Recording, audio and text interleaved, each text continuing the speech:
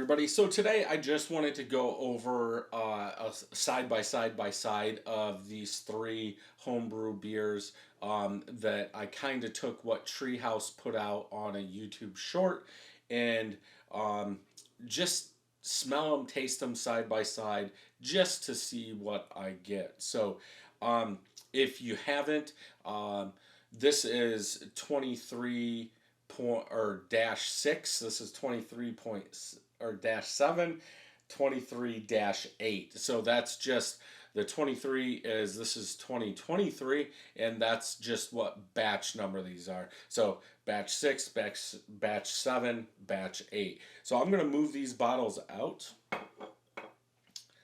And I thought I was doing myself a favor from just putting the batch number on the caps. But I guess the hard part, if I don't keep them separated, I'm not going to know what those are. Because I used to put the sticker across the bottle. But I decided to just go on the cap so I wouldn't have to peel them off all the time.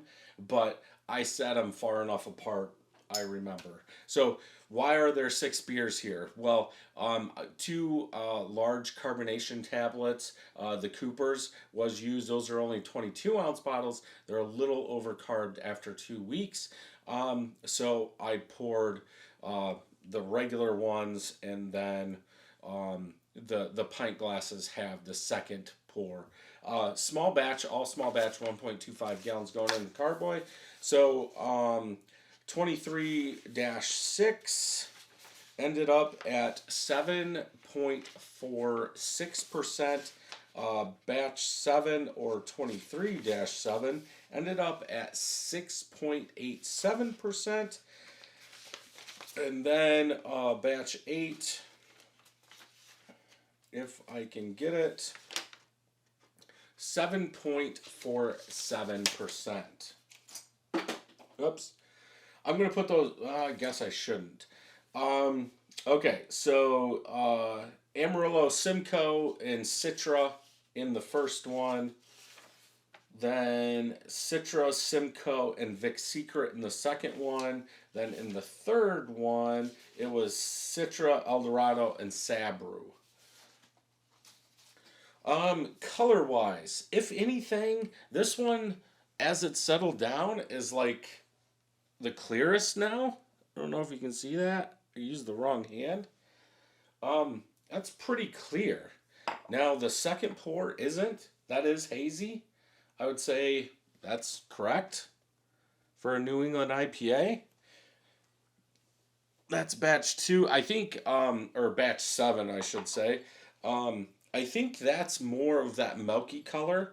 So maybe, yeah, even a little bit more than batch 8, if you guys can see. I think batch 7 for the color, depending on if it really matters to you, I would say that looks more like a New England IPA. Is it all the way there? No, because when I think New England IPA, I want that milky yellow color. This kind of delivers, but not fully. I mean, it's full haze, so that's good. So maybe it's the oils or the hops. Some of those hops make for a better New England IPA to add that haziness to it, keep that protein in suspension longer. But that's the lowest ABV one. So maybe because it has more sugar, it's going to be a little thicker, more protein in there. Sure. I think I'm going to smell, it doesn't matter, but I almost want to say in the version 7, it was a little bit sweeter in the pint glass, but it doesn't matter. We'll start with 6.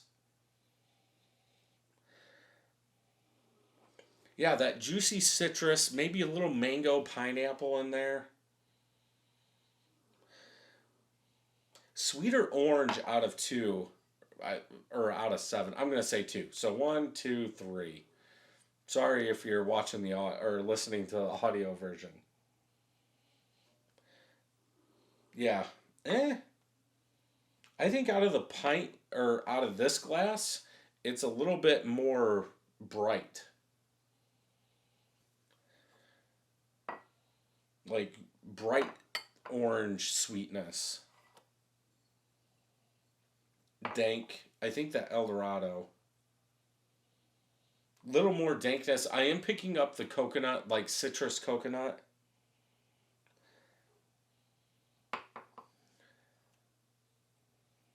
Maybe a touch of alcohol in number three. Like, I almost want to say uh, coconut alcohol, light coconut alcohol. Yeah, I don't get it out of number one. And number one's real close in ABV, zero point zero 0.01 points off. I think I like number one better. Yeah. So I would go um, for the smell. Yeah, I get a little bit in there too.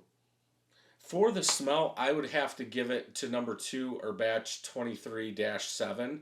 Um, I think that orange, sweeter orange mango.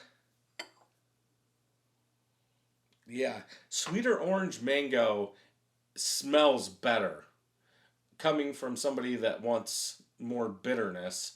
I do get that bitterness out of number one, but it's like more bitter orange than sweeter orange mango. Then I would go with number three or 23.8. So let's go ahead and taste.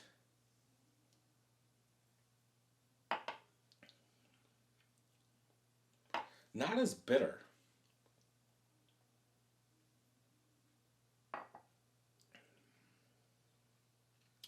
Yeah, sweeter orange, maybe like mush mango. They are starting to warm up. Okay, my beer's done.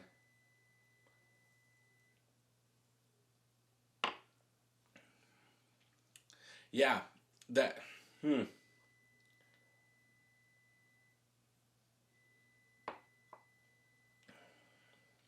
I get. I There's some dankness in there with the coconut, but it's almost like it doesn't play well. It's not like batch six and batch seven. I think that's on its own.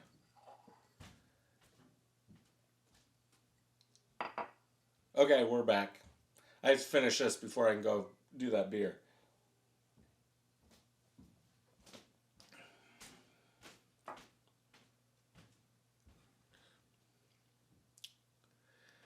It's a little sweeter. The first one's a little sweeter now that it's warmed up. I still get some of that orange zest in there, but it's almost like it's not like it's like mushy. It's like going down as it warms up.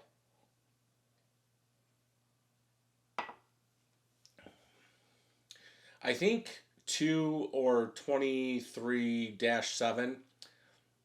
I think it's got a better float. Like it's softer.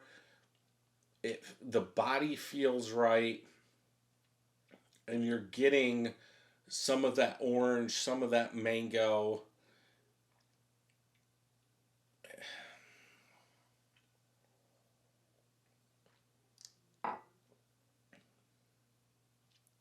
Bitterness. I'm trying to. It's almost like there's a touch of grapefruit bitterness in the very back before the aftertaste in that. That I get, it has to be from the Citra.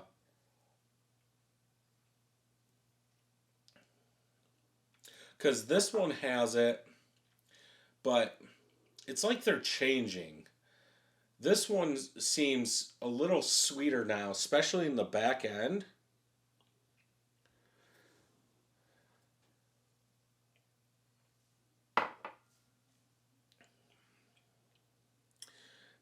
That dank bitterness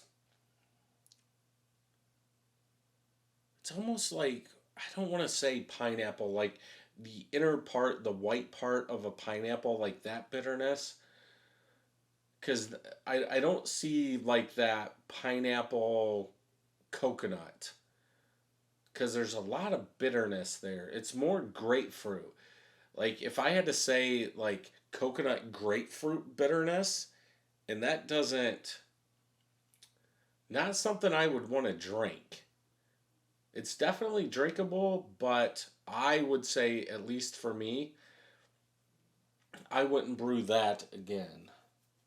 So I would have to go with 23-7 as number one, 23-6 as number two, and 23-8 as number three. Now I do have two bottles left, so a month from now I'll do another review on them, and we'll see if they change. Hopefully, they're not pure bottle bombs by then. But if you've done something like this, leave a comment down below. Tell me what you've done. If you enjoyed this review, check some more homebrew videos out over here. Don't forget to hit that thumbs up and hit that subscribe button. And until next time, cheers.